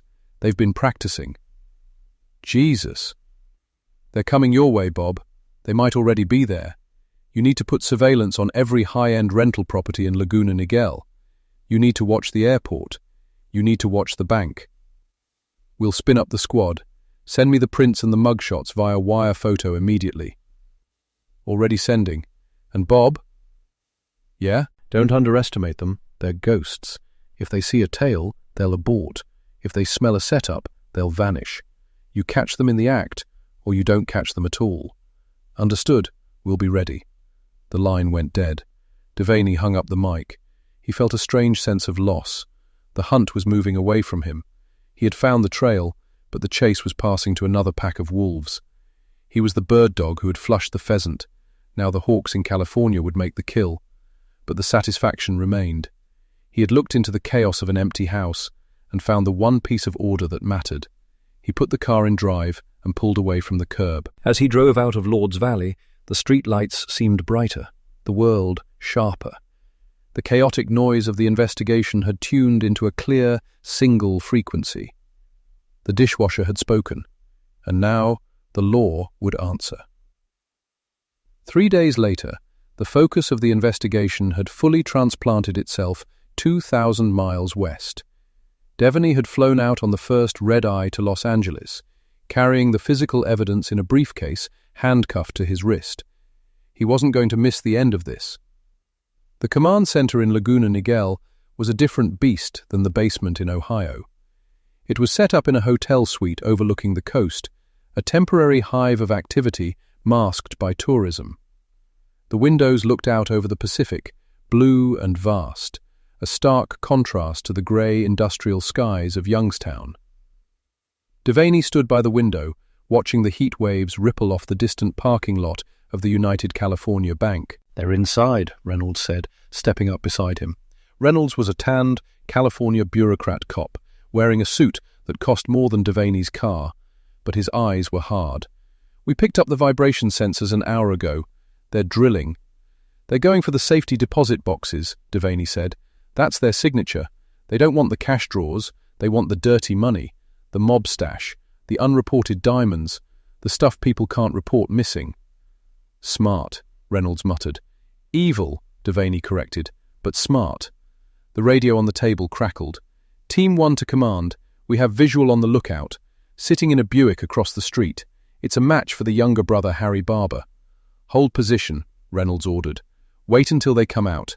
We need them with the loot." Devaney paced the room. The waiting was the hardest part. He knew exactly what was happening inside that bank vault. He could visualize James Dincio sweating over the drill, the smell of burning metal, the high-pitched whine of the diamond bit eating through the steel. He could see Emil bagging the loot, methodical and greedy. They had no idea that the plate they had left in a dishwasher in Ohio had traveled across the country faster than they had. They had no idea that their anonymity was gone. Hours bled into the night. The sun dipped below the horizon, painting the sky in bruises of purple and orange. The bank sat silent and dark, a tomb of secrets. Then, movement. "They're exiting," the radio voice whispered. "Roof access, carrying duffel bags, heavy load. Team 2, move in. Team 3, block the alley. Team 1, take the lookout." Devaney stopped pacing. He walked to the window. He couldn't see the roof of the bank from here, but he could see the sudden swarm of vehicles converging on the street below. Unmarked cars screeched out of side streets, their lights flashing into existence like strobe lights in a disco. The silence of Laguna Niguel was shattered by the wail of sirens. Reynolds said into the radio. Devaney watched as the raid unfolded. It was messy, as these things always were. Figures running, shouts that didn't carry through the hotel glass, the frantic choreography of arrest. But there was no gunfire. The Dincios were professionals. They knew when they were beaten. They knew the math. When the odds went to zero, you didn't fight. You surrendered, you hired a lawyer, and you started planning the escape from prison. 10 minutes later, the radio crackled again. Reynolds pumped a fist in the air. He turned to Devaney, a grin splitting his face. Devaney nodded slowly. He didn't smile. He felt a sudden, crushing fatigue, the adrenaline that had sustained him since the dishwasher was gone, leaving him hollow. "It wasn't the print," Devaney said softly. "What?" "It wasn't the print," Devaney repeated, looking out at the flashing lights reflecting off the ocean. "It was the potato. It was the starch. It was the fact that they were human beings who had to eat and who were too lazy to wash a dish by hand." He picked up his jacket. "I'm going to go see them," Devaney said. "I want to look James in the eye. I want to tell him about the dishwasher." He walked out of the hotel suite, leaving the celebration behind. He took the elevator down to the lobby and walked out into the cool California night. The air smelled of salt and jasmine, a sweet, cloying scent that masked the rot of the city. He arrived at the scene just as they were loading the prisoners into the vans. James Dincio was sitting in the back of a squad car, handcuffed, his face pressed against the window. He looked older than his mugshot. He looked tired. Devaney walked up to the car. He tapped on the glass. James looked up. His eyes were cold, assessing. He didn't know Devaney. He had never seen this man before. Devaney signaled the officer to roll down the window. The officer hesitated, then cranked it down an inch. James Dincio asked. His voice was gravel, scraped raw by the concrete dust of the vault. Devaney said, James frowned. Devaney said. James Dincio stared at him. For a moment, there was confusion. Then, slowly, realization dawned. The color drained from his face. The master criminal, the genius of the vault, the man who could outsmart the FBI, realized he had been brought down by a kitchen appliance. He slumped back against the seat. He closed his eyes. James whispered. Devaney said. He tapped the roof of the car twice. The squad car rolled forward, merging into the traffic. Devaney stood alone on the sidewalk. The sirens were fading. The crowd of onlookers was dispersing. The bank stood empty, its vault violated, but its secrets exposed. Devaney reached into his pocket and pulled out the crumpled photograph of the fingerprint. He looked at it one last time under the street lamp. The ridges, the whorls, the scar. The map of a man's life trapped in a smudge of grease. He tore the photo in half, then in quarters. He let the pieces flutter down to the gutter. The case was closed. The hunt was over. Devaney turned his back on the ocean and began the long walk back to his hotel. Tomorrow, he would fly back to Ohio. Tomorrow, there would be other crimes, other ghosts, other messes to clean up. But tonight, the dishes were done. The telephone on Special Agent Earl Devaney's desk rang with a sharp, mechanical trill that cut through the silence of the squad room. It was 3:14 a.m. Devaney did not reach for the receiver immediately. He finished typing the sentence on his report, a note regarding the structural integrity of the reinforced concrete roof at the Laguna Niguel bank. He typed the final period, then lifted the handset. "Quote 292, quote," he said. "Quote 293, quote," a voice said on the other end. It was Miller from the latent print section in Washington. 294. Devaney felt the tension in his shoulders drop, if only by a fraction. 295. 296, Miller said. 297. 298, Devaney said, reaching for a pen. 299, Miller replied. Devaney wrote the name down, the ink soaked into the cheap government paper. Emil Dincio. He underlined it twice. Devaney said. Miller said. Devaney hung up the phone. He looked at the name on the pad. The investigation, which had been a sprawling web of theories involving boat escapes and internal conspiracies, had just contracted into a single, hard point. The mystery of the bypass, the silence of the alarms, and the emptiness of the vault now had a face. The discovery of the townhouse in Lord's Valley had been the turning point, but the science of the identification was what transformed a lead into a conviction. The house had been a rental, secured under a false name, located miles away from the bank in a quiet, affluent cul-de-sac. It was meant to be a ghost house, a place where men could sleep and eat without leaving a trace. Agents had swept the property 3 days prior. They found it scoured. The floors had been vacuumed. The counters had been wiped down with ammonia. The trash had been carried out. It was a professional sanitization job, executed by men who knew that hair and fiber could hang a jury. But they had missed the dishwasher.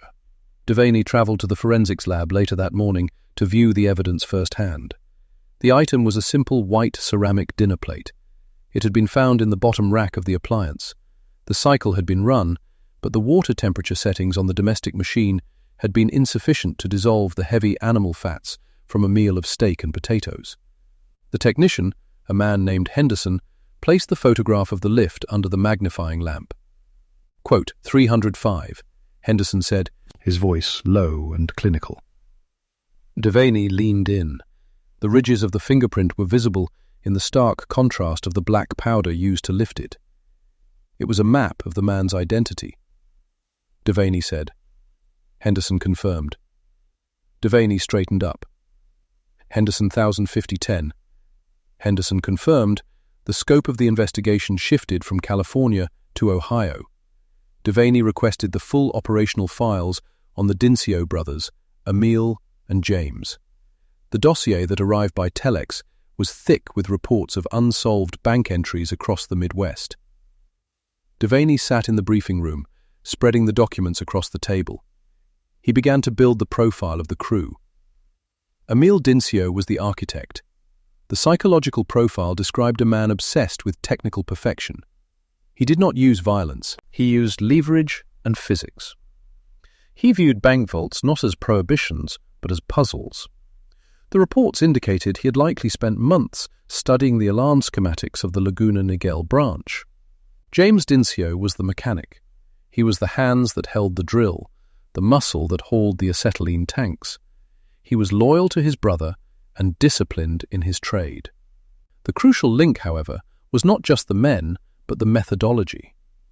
Devaney pulled the crime scene photos from the Laguna Niguel vault roof.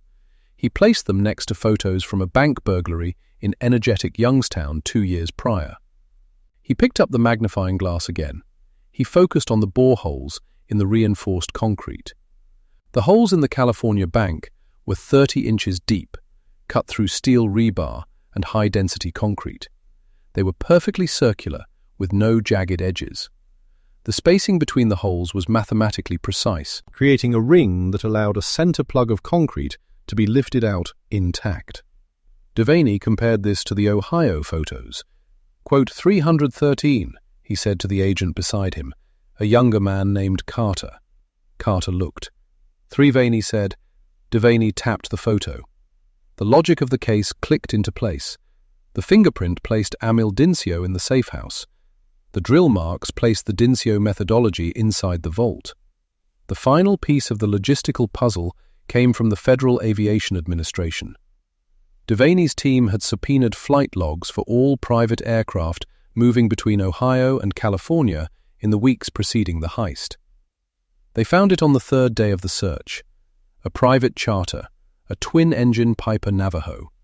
It had departed Youngstown Municipal Airport on March 20th and landed in Orange County. The manifest listed 4 passengers. The names were false, aliases that Devaney recognized from the Dincio file. The crew had not taken a boat. They had not crawled through the sewers. They had flown in like businessmen, commuted to the bank like contractors, and flown out like tourists. The arrest order was authorized on a Tuesday. The coordination required precision. The FBI did not want a siege. They did not want the Dincios to have time to destroy evidence or access the stolen funds. Devaney flew to Ohio. The air in Youngstown was cooler than in California, heavy with the soot of the steel mills. He met with the local field agents in a staging area 2 miles from the Dincio residence. The local SAC, special agent in charge, told Devaney. Devaney said, the team moved at dawn. There were no sirens. The convoy of unmarked sedans rolled into the neighborhood with the quiet menace of a funeral procession. Devaney took the lead car. He watched the house as they approached. It was a modest suburban home, indistinguishable from its neighbors. It gave no indication that millions of dollars in illicit cash might be buried in the backyard or hidden in the walls. The agents exited the vehicles in unison. They wore windbreakers with the bureau letters stenciled in yellow. They carried shotguns and service revolvers, held at the low ready. Devaney walked up the driveway. He did not run. He stepped onto the porch and hammered on the door. Quote, 3, 2, 2, quote. There was a pause. A curtain twitched in the front window. 323, Devaney shouted again. The door opened. Emil Dincio stood in the threshold. He was wearing a bathrobe. His hair was uncombed. He looked at the wall of agents on his lawn. Then he looked at Devaney. There was no panic in Emil's eyes. There was only a sudden, crushing resignation. He was a man who calculated odds for a living, and he could see instantly that the math had turned against him. 324, Devaney said. Emil didn't fight. He didn't run. He simply nodded, a small, tight movement of his head. He extended his hands. Emil said softly. Devaney replied. He signaled his team. 2 agents moved in, spun Emil around, and cuffed his hands behind his back. The metal clicked shut. Simultaneously across town, a second team breached the home of James Dincio. The reports that came in over the radio confirmed that James had been taken while drinking coffee in his kitchen. The explosive expert, the man who could burn through steel with a thermal lance, surrendered without lighting a match. The search of the Ohio properties yielded the final, irrefutable evidence. In Amil's garage, hidden beneath a tarp, agents found the hydraulic jacks. They were heavy-duty industrial jacks, painted blue. The serial numbers had been filed off, but the paint transfer on the lifting pads matched the paint chips found on the floor of the Laguna Niguel vault. In the basement, they found drill bits. They were diamond-tipped core bits, worn down by the friction of concrete. Devaney bagged them himself. He knew that when the lab in Washington examined them, the microscopic wear patterns would match the holes in the bank roof. The money, however, was the ghost in the machine. During the initial interrogation, Emil sat in the interview room, his posture rigid. Devaney sat across from him. Devaney asked. Emil looked at the two-way mirror. Devaney said. Emil remained silent. He knew the game. The money was his pension, his legacy. If he gave it up, he lost everything. If he kept it hidden, perhaps one day it would still be there. The judicial proceedings were swift and methodical, mirroring the investigation itself. The trial was held in federal court. The prosecution, armed with Devaney's forensic package, laid out the case like a blueprint. They displayed the blown-up photograph of the fingerprint on the plate. The jury leaned in. It was a piece of domestic banality turned into a weapon of justice. They displayed the drill patterns. An expert witness explained the mechanics of the bypass, how the alarms were shunted by injecting liquid styrofoam into the bell boxes, a trick the Dincios had perfected in Ohio. The defense crumbled. There was no alibi that could stand against the physics of the evidence. On the final day of the trial, the verdict was returned. Guilty on all counts: bank burglary, conspiracy, interstate transportation of stolen property. Emil Dincio and James Dincio stood to receive their sentences. The judge, a stern man with no patience for the romanticism of the heist, handed down maximum terms. They were sent to the federal penitentiary at McNeil Island. A portion of the loot was eventually recovered. Based on information leveraged from a minor accomplice, the FBI excavated a site in Ohio and recovered several bags of wet, moldy currency and gold coins. But it was a fraction of the total haul. Millions remained unaccounted for, likely laundered through the shadowy networks of the Rust Belt underworld or buried in holes that only Emil Dincio could map. 6 months after the arrest, Devaney sat in his office in California. The case files were boxed and ready for storage. The Laguna Niguel vault had been repaired, the concrete patched, the alarms upgraded.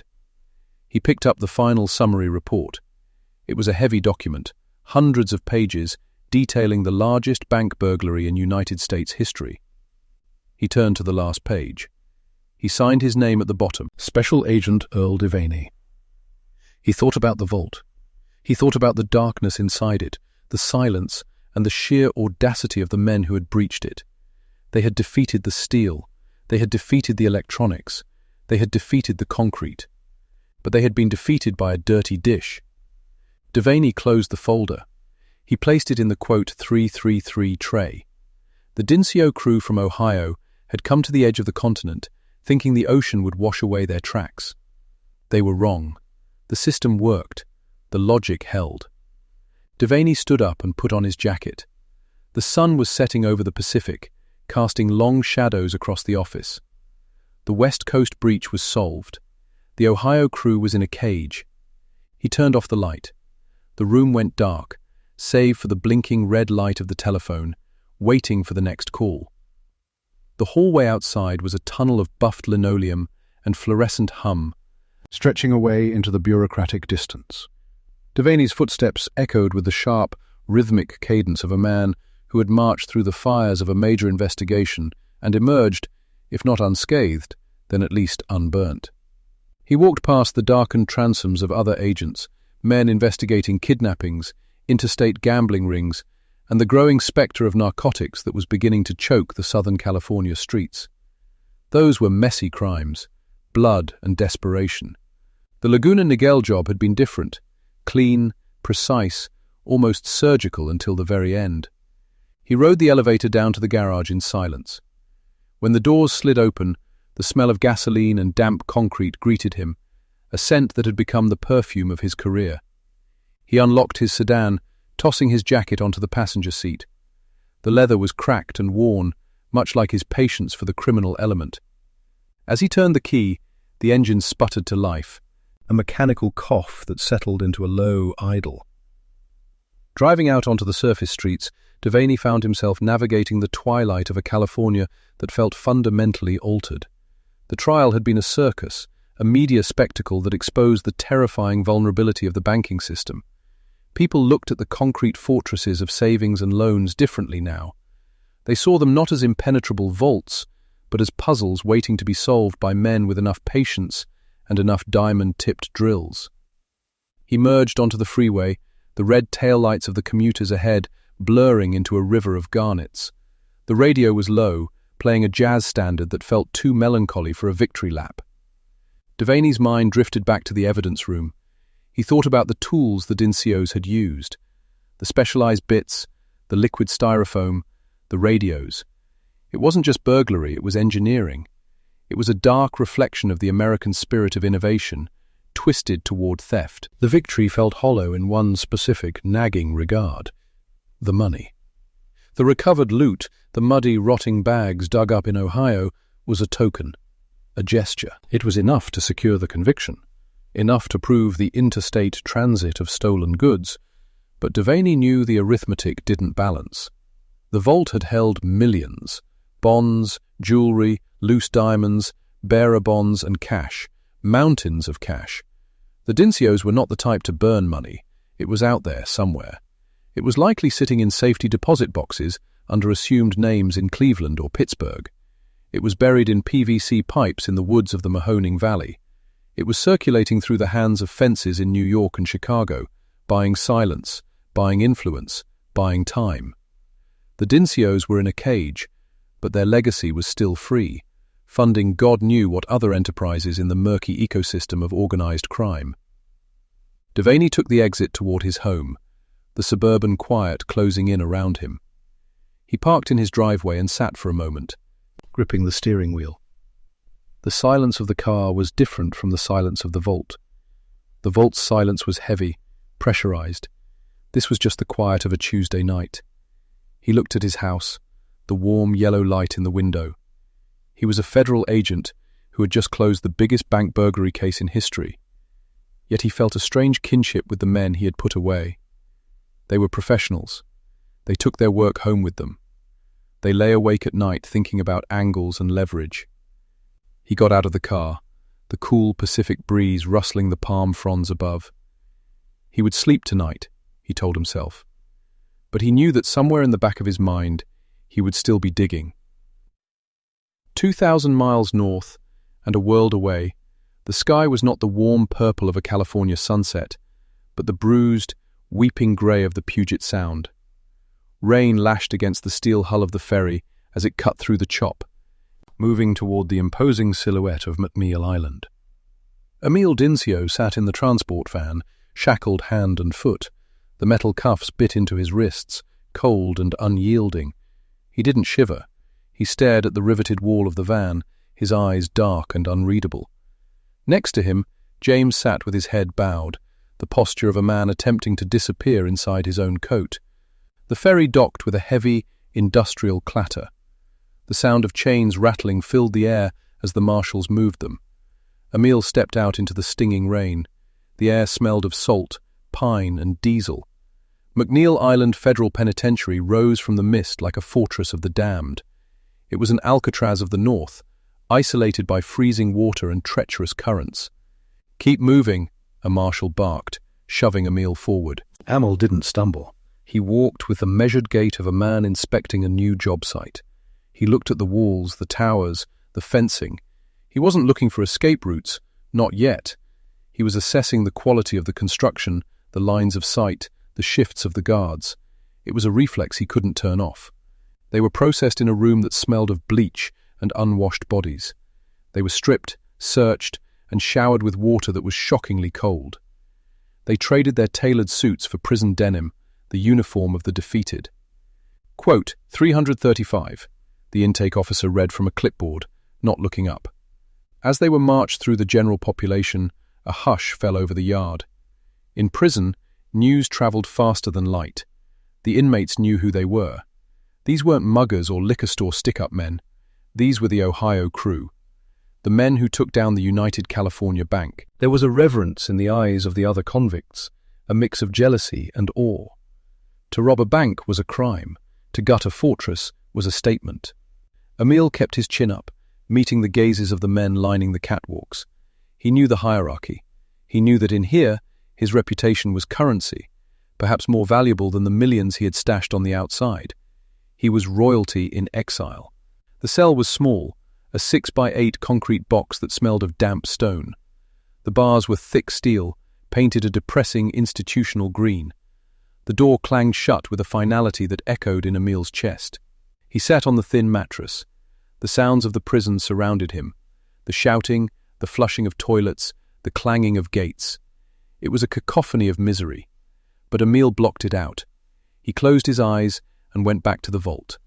In his mind, he was back in the hole in the roof. He could smell the ozone of the burning drill bits. He could feel the vibration of the core drill eating through the reinforced concrete.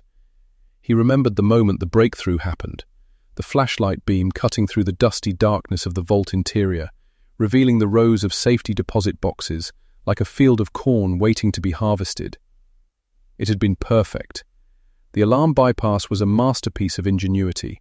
Foam in the bell box. It was elegant, simple, and it had worked. The dish, he thought, a bitter taste rising in his throat. The goddamned dish. He looked at his hands. They were the hands of a craftsman, now idle. He clenched them into fists. He wasn't angry at the FBI. Devaney had done his job, and Amel could respect a man who did his job well. He was angry at the randomness of the universe. He was angry that the greatest heist in history had been undone by a domestic chore, by a momentary lapse in discipline from a relative who couldn't be bothered to wash a plate. Night fell over the island. The lights dimmed. Amil lay back, staring at the ceiling of his cage. He thought about the money. He thought about the maps in his head. The FBI had found some of it, sure. The wet money, the low-hanging fruit. But the bulk of it? The real haul? He smiled in the darkness. Let them dig. Let them tear up every backyard in Youngstown. Let them dredging the Mahoning River. They wouldn't find it. It was his retirement fund, waiting for the day the gates opened. Or, if he never walked out, it was his legacy. A ghost story that would haunt the banks for 100 years. Months bled into a year. The seasons in Ohio turned with a brutal indifference. The lush green of the Rust Belt summer gave way to the burning oranges of autumn, and then the iron-grey blanket of winter settled over Youngstown. In the underworld of the Mahoning Valley, the vacuum left by the Dincio crew was palpable. They had been the apex predators of the burglary world, and their absence created a nervous energy. The local mob bosses, the made men of the Pittsburgh and Cleveland families who controlled the rackets in Youngstown, were agitated. The FBI presence hadn't vanished with the verdict.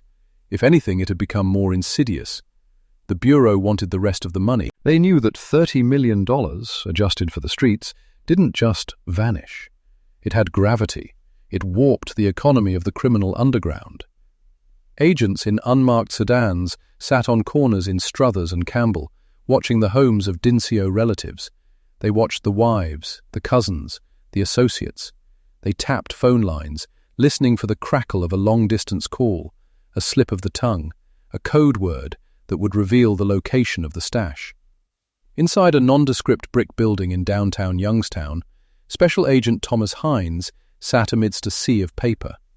He was the local liaison for Devaney's task force, charged with the thankless job of Hines rubbed his temples. On his desk was a map of a farm property just outside the city limits. An informant, a low-level fence facing 5 years for receiving stolen televisions, had whispered about plastic barrels buried near a creek bed. Quote, 338, quote, his partner, Agent Miller, said, leaning against the doorframe, a cigarette dangling from his lip. Hines muttered, tracing a contour line on the map. Miller replied. Hines sighed and leaned back. Miller blew a ring of smoke toward the ceiling. Hines said, his eyes narrowing. That night, a team of agents executed a search warrant on the farm. Under the glare of floodlights, backhoes tore into the freezing mud. The engines roared, shattering the rural silence. Neighbors watched from behind curtains, whispering. Was it true? Was the treasure there? They dug for 6 hours.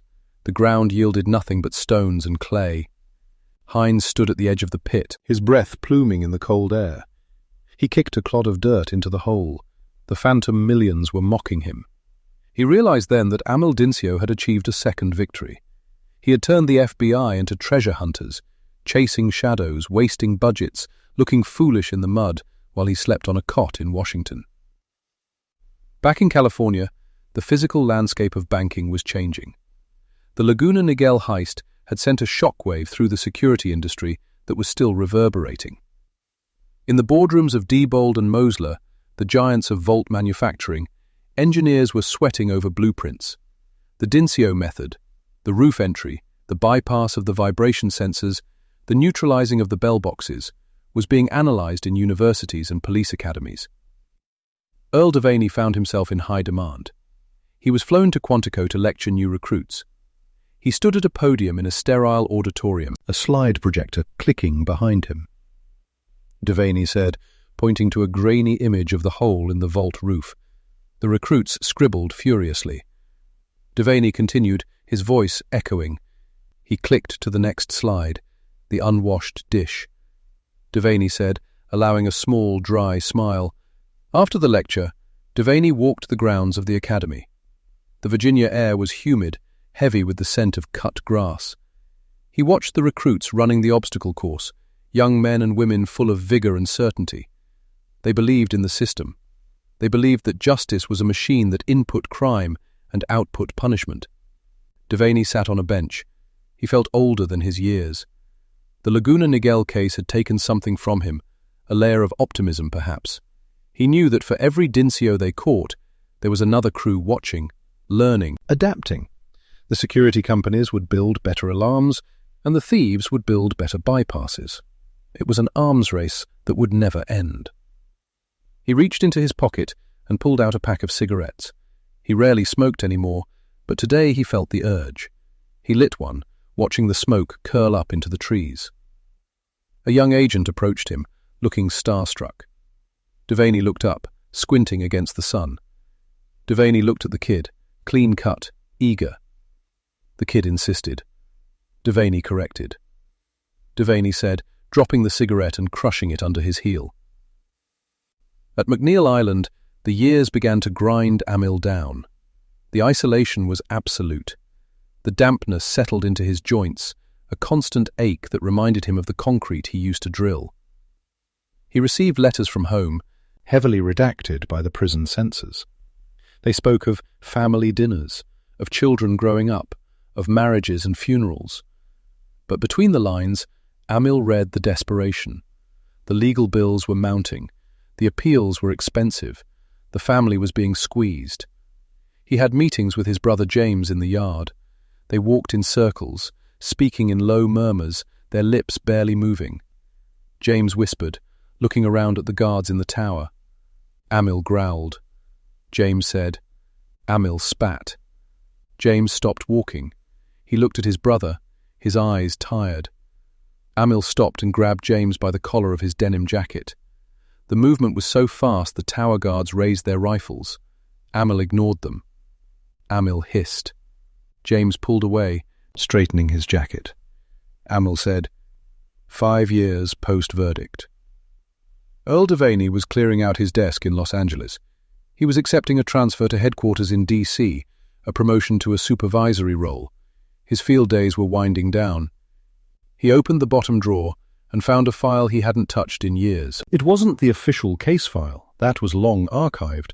It was his personal, quote, 378 on Laguna Niguel. Notes, hunches, doodles. He thumbed through the yellowed pages. There were lists of serial numbers from the stolen bills. There were sketches of the alarm schematics. And there was a list of names. Associates of the Dincios who had never been charged. Men who were just peripheral enough to escape the net, but close enough to smell the cash. One name stood out, Charles, quote, 379 Mulligan, a known associate from Youngstown, a driver, a gopher. Devaney had interviewed Mulligan once, in a diner outside Cleveland. The man had been terrified, sweating into his coffee. He had denied everything. Devaney had let him go for lack of evidence. But now, looking at the name, A memory surfaced. Mulligan had mentioned a quote, 380 the Dincios took a week before the arrest, a trip to a cabin near Lake Erie. Devaney sat back. The official timeline had the money moving south, back towards Youngstown. But what if they had split the load? What if a portion went north? He looked at the phone. He was technically off the case. He was moving to Washington. It wasn't his problem anymore. He picked up the receiver. He dialed the number for the Cleveland field office. FBI Cleveland, Agent Rossi speaking. Rossi, it's Devaney, West Coast. The legend himself. I thought you were riding a desk in D.C. by now. Not yet, Devaney said. Listen, Rossi, I want you to run a check on a property deed. A cabin, maybe under a shell company or a relative's name. North Shore. Look for connections to Charles Mulligan. Mulligan? The gopher? Earl, that case is cold. The Dincios are rotting in McNeil. Humour me, Devaney said. I've got an itch. All right, Rossi sighed. I'll pull the records, but don't hold your breath. If there was money up there, the snow has probably eaten it by now. Just check, Devaney said. He hung up. He packed the file into a box. He knew Rossi was probably right. But in his line of work, you didn't stop turning over stones just because you were tired of seeing bugs. You turned them over because that was the job. The search for the loot of the United California Bank burglary became a piece of American folklore. Treasure hunters with metal detectors swarmed the parks of Ohio. Conspiracy theorists wrote books claiming the CIA had stolen the money. The Dincios became anti-heroes in the Rust Belt, symbols of the little guy sticking it to the banks, even if they were violent career criminals. But the reality was far less romantic. The reality was a damp cell in Washington state, where Emil Dincio stared at the wall, counting the days. The reality was a patch of earth in Ohio that held secrets it would never yield. The reality was a federal agent in a suit, staring out a window, wondering if the ledger would ever truly be balanced. The robbery had breached more than a vault. It had breached the illusion of security. It proved that with enough determination, any wall could be climbed, any lock picked, any system defeated. Devaney taped the box shut. He wrote, quote, 392, quote, on the side with a black marker. He picked it up, feeling the weight of it. He walked to the door of his office, turning off the lights one last time. The darkness was absolute now. The blinking red light of the phone was gone, the line disconnected. He walked out into the hallway, leaving the ghosts behind him. But he knew they would follow. They always did. The fingerprint on the dish, the foam in the alarm, the millions in the mud. It was the crime of the century, and the century wasn't over yet. The echoes of the drills would ring in the ears of bankers and lawmen for decades to come, a constant reminder that the only thing standing between order and chaos was a thin layer of concrete and the vigilance of men like Earl Devaney. He pressed the button for the elevator. The doors opened. He stepped inside, and as the doors closed, sealing him in the steel box, he couldn't help but look up at the ceiling, checking for a hole, checking for a wire, checking for the Dincios. He smiled, a tired, knowing smile.